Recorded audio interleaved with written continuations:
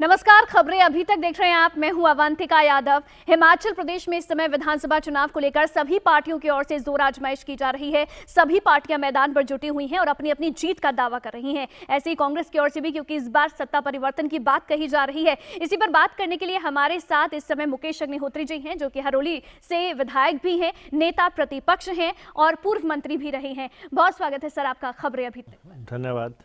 किस तरह की तैयारी है कांग्रेस की, क्योंकि चुनाव की अनाउंसमेंट कभी भी हो सकती है? नहीं, देखिए, हिमाचल प्रदेश की जनता ने मन बना लिया है और जयराम सरकार को उखाड़ फेंकने का मन बना लिया है। अब ये हताशा में सरकारी तंत्र के बूते पे कार्यक्रम करने की कोशिश कर रहे हैं, लेकिन 60 दिन की दूरी है। 60 दिन के बाद आप फिर आएंगे और हिमाचल प्रदेश में कांग्रेस की सरकार को स्थापित देखेंगे। यहाँ पे अब कोई गुंजाइश नहीं है इस सरकार की। ये नकारा सरकार, जिसने चुनावी वायदे पूरे नहीं किए, जिसने महंगाई को जो है एक स्तर पे भेज दिया, जिनके समय में डिग्रियां बिक गई, जिनके समय में नौकरियां बिक गई, जो बच्चों के स्कॉलरशिप डकार गए।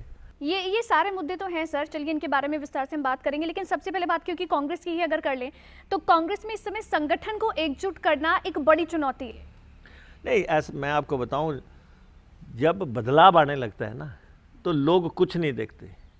ना वो देखते हैं कि एकजुटता क्या है, ना उनको किसी और बात की। उनको तो यह है कि इस सरकार को उखाड़ फेंकना है। हिमाचल प्रदेश में बस एक ही संकल्प है लोगों का। ये कहते हैं रिवाज बदलेंगे, दोबारा सरकार लेके आएंगे। रिवाज आप कहाँ से बदल लेंगे? आपने जो है यहाँ पे माफिया का, उत्तराखंड में भी तो बदला था। नहीं, ठीक है, वो हर राज्य का अपना अपना स्थान रहता है। हिमाचल प्रदेश में सीधी सीधी फाइट जो है कांग्रेस और बीजेपी में होगी और कांग्रेस जो है पूरी 2/3 बहुमत से सरकार बनाएगी। मैं आपको बता देता हूँ, ये डबल आंकड़े में नहीं जाएंगे। संगठन को लेकर अगर मैं कांग्रेस की बात करूं तो एक चुनौती तो है कांग्रेस में। नहीं, किस बात की चुनौती है? कांग्रेस पार्टी जो है पिछले 4.5 पौने 5 साल से संघर्ष कर रही है। हमने विधानसभा के भीतर और बाहर संघर्ष किया है, आपके सामने है। अगर हमने संघर्ष ना किया होता, क्या हम 4 सीटें जीत पाते? किस बना पे जयराम बोल रहे हैं या इनकी हाईकमान बोल रही है हम चुनाव जीतेंगे? अरे भाई, आप जब आपकी पूरा यौवन पे थे, आपकी सरकार थी हिमाचल, तब तो आप जीत नहीं पाए। अभी आप कोड ऑफ कंडक्ट लगने देना, आपने देखना कि यहाँ हालत क्या होती है। ये सरकार माफिया की सरकार है। मैं आपको बताऊं, यहाँ पे रेत माफिया, बजरी माफिया ने अराजकता फैला रखी है। मैं इसी कॉन्स्टिट्यूंसी में, जिसमें आज आप आई हैं अपनी टीम के साथ, मेरा आपसे आग्रह रहेगा, यहाँ स्वान नदी है, जरा उसका वीडियो लेके जाना अपने साथ में। सारा स्वान निगल गए, सारे उत्तर भारत में रेत यहाँ से जा रहा है। जो लोग कवाड़ निगल गए, जो लोग रेत को डकार गए, जो लोगों ने आतंक मचा रखा है, अराजकता, ये सब मुख्यमंत्री के करीबी हैं। मुख्यमंत्री एक ऐसा पिक्चर देने की कोशिश करते हैं जैसे वो बहुत शरीफ है।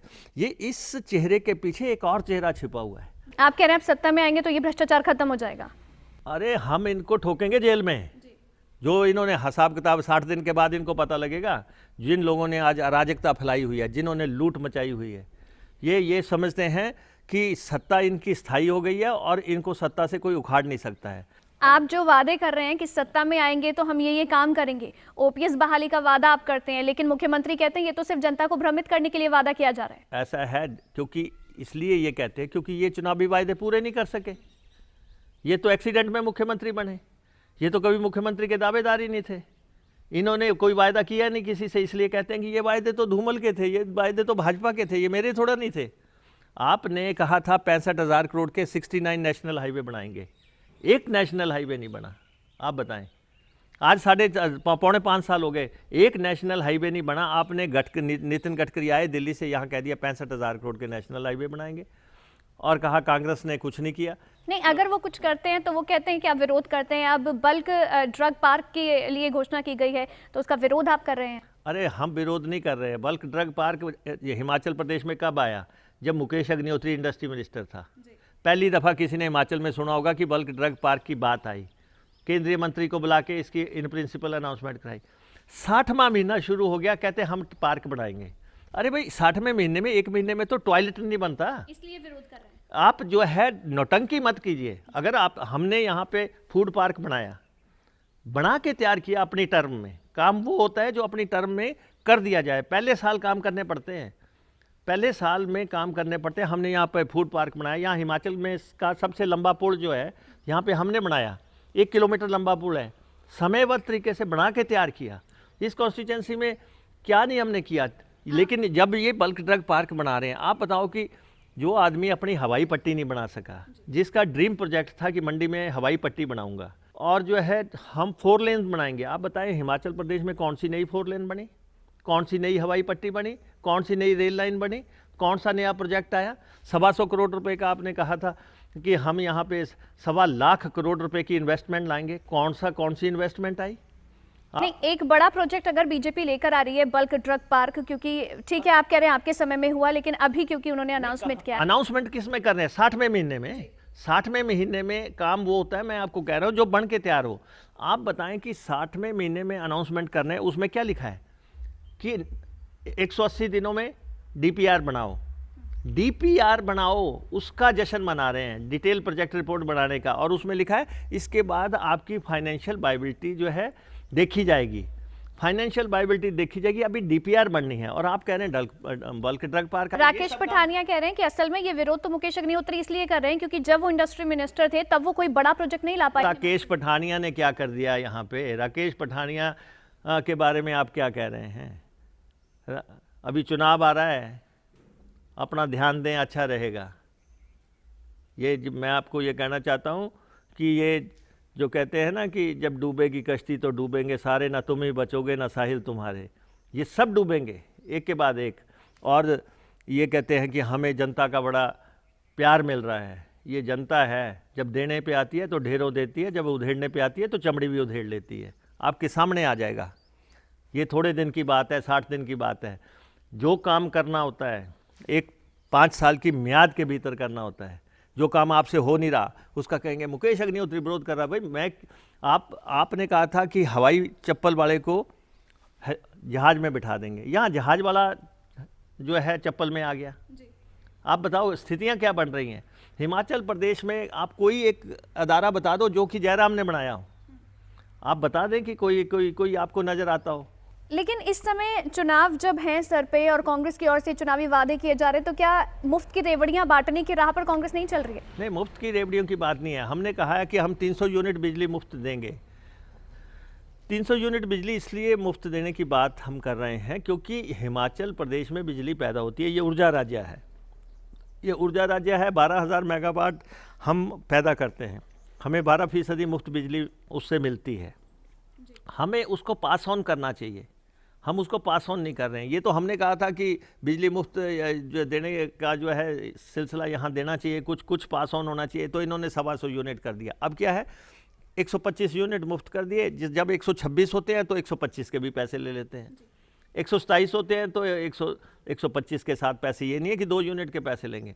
बिल्कुल स्पष्ट है, सरकार बदलेगी, 300 यूनिट बिजली मुफ्त देंगे तो देंगे। 1500 रुपए महिलाओं को देने का वादा करें, पैसा कहाँ से आएगा? पैसा आएगा, जो जयराम की तरह हम कोई 4-4 हेलीकॉप्टर नहीं खरीदेंगे। हर समय उड़न खटोला जो है आसमान में उड़ रहा है।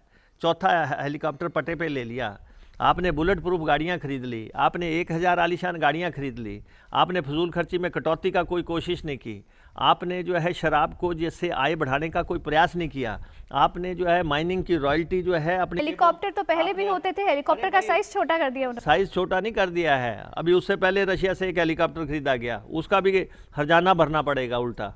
और चौथा खरीद लिया हर रोज़। आप देखें कि और केंद्र से अपने हक मांगने में जिस चीफ मिनिस्टर को शर्म आती हो, जिससे कि पड़ोसी राज्यों से अपने हक की लड़ाई लड़ने में जिस चीफ मिनिस्टर को शर्म आती हो, जिस चीफ मिनिस्टर ने जो है आज दिन तक आय बढ़ाने के लिए 5 साल में एक भी मीटिंग ना की हो कि क्या हम रिसोर्सेज कहाँ से पैदा कर सकते हैं। ये तो हमने वायदा किया, हमारा वायदा हम पूरा कैसे करेंगे? सिर्फ वादा हम ये वही रास्ते। अरे भाई 2000 करोड़ रुपया तो हर साल ठेके नीलाम होंगे, 2500-3000 करोड़ रुपया तो इसी से आएगा।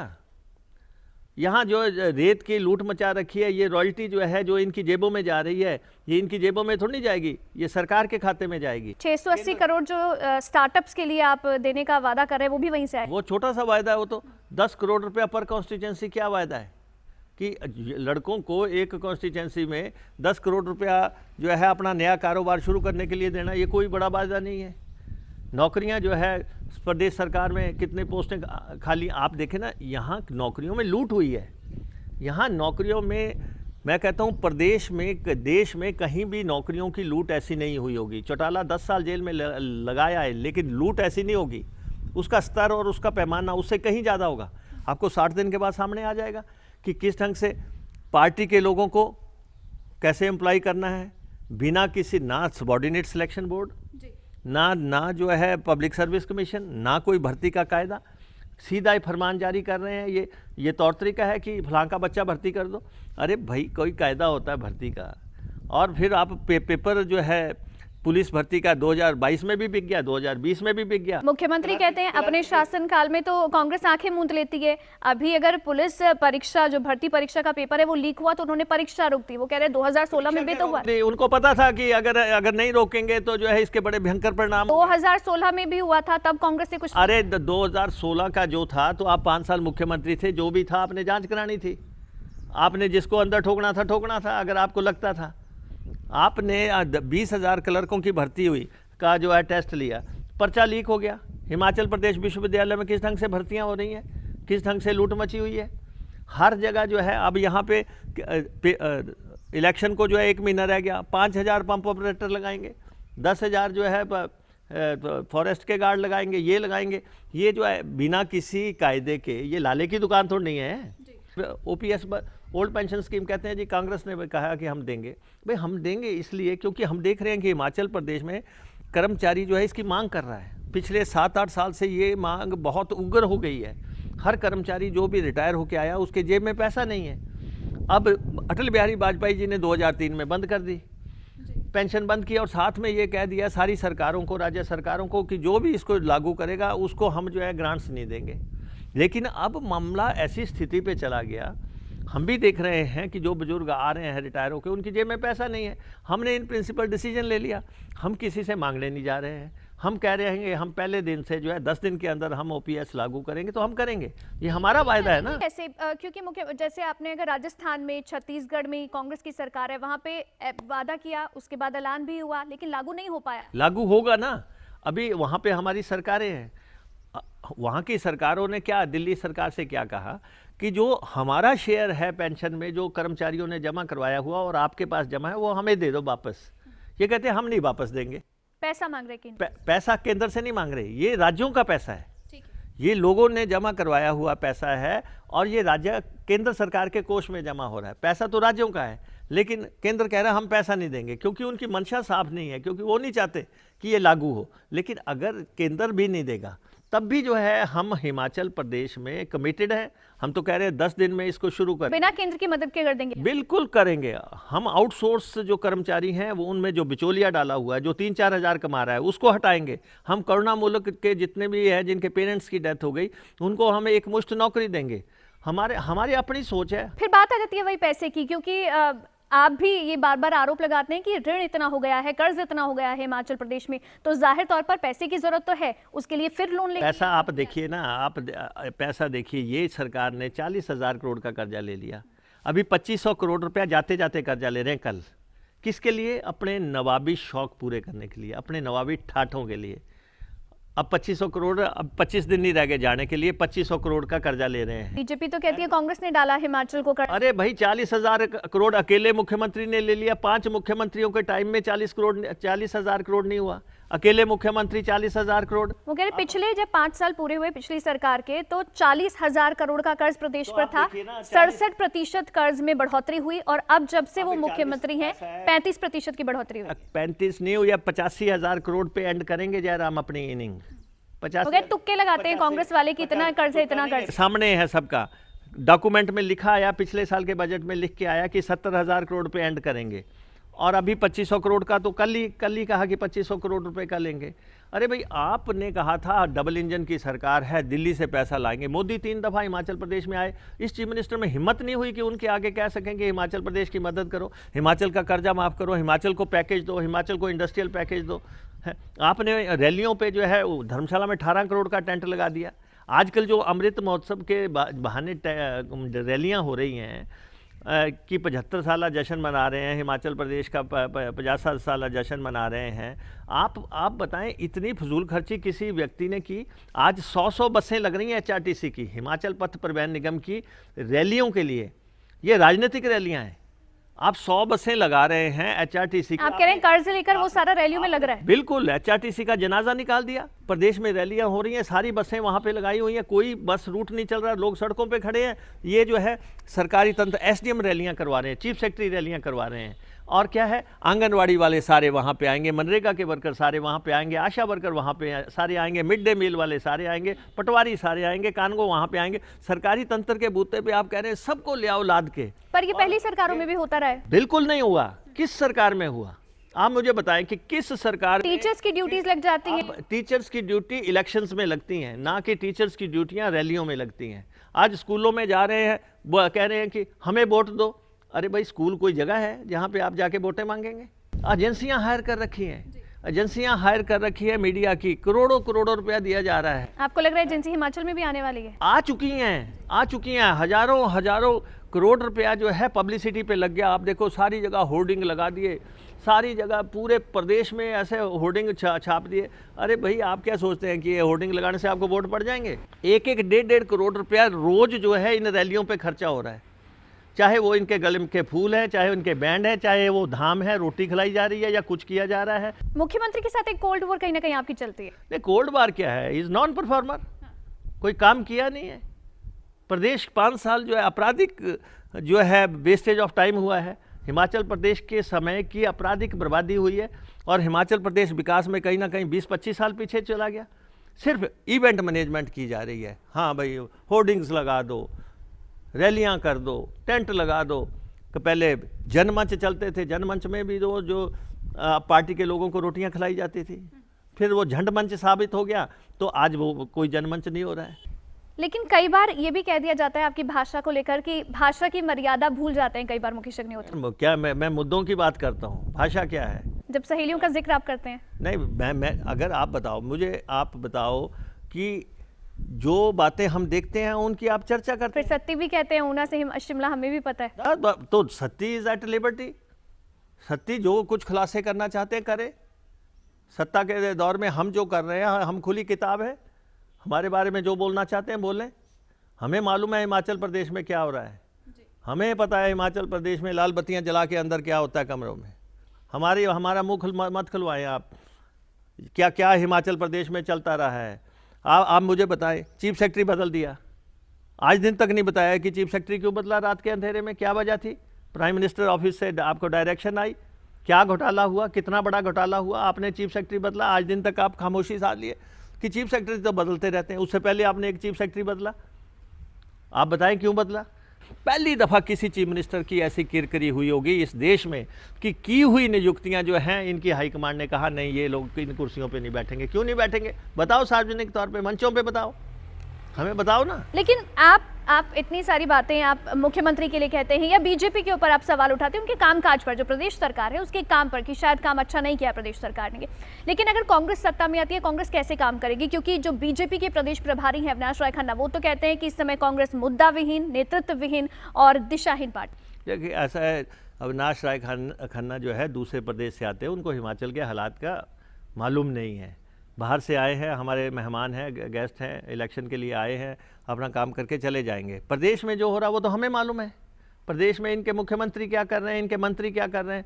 मैं आपको फिर से कहना चाहता हूँ, मुख्यमंत्री के इर्द गिर्द जितने लोग हैं सब लुटेरे हैं, सब चोर हैं। मुख्यमंत्री के इर्द गिर्द जो मंत्री जो सबसे नज़दीक हैं इनके, वो सब नहीं, नाम क्या लेना, सारी दुनिया जानती है, सारी दुनिया जान रही है। जो सबसे नज़दीक इनके मंत्री हैं उनके ऊपर जो आरोप है वो जग जाहिर हैं। जो इनके चेयरमैन हैं, अब मैं आपको यहाँ बताऊँ, जो चेयरमैन इन्होंने बढ़ा रखे हैं, जिनकी ये कसम नहीं खाते, यहाँ पे डीसीज कहते हैं कि हमें जो है आदेश हैं कि हम जो है माइनिंग चेक नहीं कर सकते। एसपी कहते हैं हम माइनिंग चेक नहीं कर सकते। हमें ये कहा जाता है कि ये जितना पैसा कमाएंगे उतना ही जो है चुनावों में खर्च कर सकेंगे। ये जिस मुख्यमंत्री का जो है थीम हो कि लूट करने दो और वो हम चुनावों में लगाएंगे, आप बताएं तो ये लेकिन ये सब खत्म करने के लिए कांग्रेस को एकजुट होना जरूरी है। बिल्कुल माफिया को जड़ से मिटाएंगे, मैं आपको बता रहा हूँ। 60 दिन के बाद आपको हम बुलाएंगे। लेकिन कांग्रेस में अभी क्योंकि एक एक सीट के ऊपर कई कई उम्मीदवार हैं, कई कई दावेदार हैं, एक अनार 100 बीमार वाली सिचुएशन है, उसको कैसे कांग्रेस टैकल करेगी? जब पार्टी में टिकट का बंटवारा होगा, जब अनाउंसमेंट होगी, तो कहीं ना कहीं फिर से पार्टी में विभाग। कुछ भी हो जाए, मैं सबको ये कहना चाहता हूँ, जिसको टिकट मिले उसके साथ चले। मानेंगे आपकी बात? बिल्कुल मानेंगे। मैं कह रहा हूँ जिसको टिकट मिलेगा उसके साथ चलें। पार्टी है तो सब हैं, पार्टी है तो सब लोग अकोमोडेट हो जाएंगे। लेकिन ये कोई गलतफहमी में ना रहे कि ये जो है कि उनकी वजह से हम सीटें कोई हराने में कामयाब हो जाएगा। हम पूरी ताकत से चुनाव लड़ेंगे। बीजेपी वाले कह रहे हैं कि कांग्रेस कितने बड़े बड़े नेता हैं जो पार्टी बदल रहे हैं, कांग्रेस देख नहीं रही है। कौन पार्टी बदला? जो भारतीय जनता पार्टी जो एमएलएस को चुरा के चुनाव लड़ना चाहती है, जिन्होंने मंडी सजा रखी है एमएलएस खरीदने की या एक्स एमएलए खरीदने की, जो दिन रात ये कोशिश कर रहे हैं ये उठा ले, इसका टिकट काट दे, उस मंत्री को हटा दे, इसकी जगह फलां मंत्री एमएलए खरीद लें, फलां खरीद लें। ठीक है, ये तो इन्होंने मंडी सजाई हुई है, ये पूरे हिंदुस्तान में सजा रखी है, ये हिमाचल में भी कोई नई नहीं है। लेकिन मैं आपको ये कह रहा हूँ कि ये सब कुछ कर ले, डूबेगी कश्ती तो डूबेंगे सारे। इस बार आम आदमी पार्टी की एंट्री हो रही है हिमाचल प्रदेश। नहीं, आम आदमी पार्टी, देखो कोई भी पार्टी चुनाव लड़ना चाहे लड़े, लेकिन जो पंजाब में हुआ है सरकार बनने के बाद, गोलियां दंदना रही हैं, किस ढंग से जो है अराजकता फैली हुई है। वो तो कह रहे फिर भी हमारा मॉडल सबसे बेहतर। आपका हिमाचल प्रदेश को किसी ने क्या मॉडल देना है? हिमाचल प्रदेश में जो लोग आज यहाँ पे हेल्थ के मॉडल की बात करते हैं, आपको मालूम है यहाँ 8 जो है मेडिकल कॉलेज हैं, ट्रिपल आईटी है, आईआईटीज़ हैं, आईआईएम्स हैं। यहाँ ये इस राज्य को किसी को जो है शिक्षा देने की जरूरत नहीं है। लेकिन गारंटी तो आम आदमी पार्टी भी दे रही है। एक तरफ कांग्रेस की 10 गारंटी है, दूसरी तरफ आम आदमी पार्टी की गारंटी है। उनकी गारंटी का क्या है, हम उनको कहते हैं आप जो है उधर दिल्ली में जो उनके खिलाफ जो बवाल हो रखा उसको सुलटे और पंजाब में सरकार चलाने की कोशिश करें। यहाँ पे वोट काटने की कोशिश मत करें। यहाँ पे ये जो है इनका यहाँ पे दस्तक सिर्फ ये बीजेपी को मददगार बनने की कोशिश कर रहे हैं। आम आदमी पार्टी बीजेपी की मदद कर रही है। यहाँ पे बीजेपी क्या कर रही है? बीजेपी चाहती है यहाँ पे बसपा भी खड़ी हो जाए, यहाँ आम आदमी पार्टी भी खड़ी हो जाए, यहाँ तीसरी पार्टी भी खड़ी हो जाए, चौथी पार्टी भी खड़ी हो जाए, कुछ ना कुछ कटौती जो है वोटों में हो। अब जो है जब लास्ट समय आ गया है तो आपको पता है दिया जो होता है फड़फड़ाने लगता है। ये फड़फड़ाहट है बस, और ये इनको जाने की आहट सुनाई दे रही है। इनकी हाईकमान को भी पता है, इनको भी मालूम है, इसीलिए सरकारी खजाने का नाश कर दिया इन्होंने, उसको लूट मचा रखी है। लेकिन बहुत दूर नहीं। आप कह रहे हैं वापस से सत्ता में आएंगे तो व्यवस्थाएं फिर से सही होंगी और जनता की नब्ज के हिसाब से, जनता की पल्स के हिसाब से काम करेगी कांग्रेस पार्टी। बिल्कुल। बहुत बहुत शुभकामनाएं सर, क्योंकि आगे अब वक्त सिर्फ विधानसभा चुनावों का ही है। कभी भी ऐलान हो जाएगी, चुनाव की घोषणा होगी तो उसके बाद में जाहिर तौर पर आप उसके हिसाब से आगे काम करते हुए भी नजर आएंगे। जनता से वादे तो आप लगातार कर ही रहे हैं, लेकिन उसका जनता पर कितना असर पड़ता है ये जरूर देखना। ऐसा है, हमने काम किया है, हमने काम करके दिखाई। अंतिम गाँव है हिमाचल प्रदेश का जहाँ आप इस समय बैठे हुए हैं। आप देखिए ये पार्क यहाँ पे बना है। ये जनता कभी सोच सकती जनता कि यहाँ पे ये पार्क बनेगा या यहाँ पे सबसे लंबा जो है ब्रिज पुल बनेगा? अरे ये सब काम मुकेश अग्निहोत्री को करने हैं, इनके बस की बात नहीं है। उम्मीद करते हैं सर आगे आपको मौका मिलेगा ये सब काम करने का। बहुत बहुत शुभकामनाएं सर आगे चुनावों के लिए आपको। बहुत बहुत शुक्रिया खबरें अभी तक के साथ सर बात करने के लिए। तो मुकेश अग्निहोत्री जी को आप सुन रहे थे, जो नेता प्रतिपक्ष हैं और बेबाकी से सभी सवालों का जवाब वो देते हुए नजर आए हैं। आप देखते रहिए खबरें अभी तक। नमस्कार।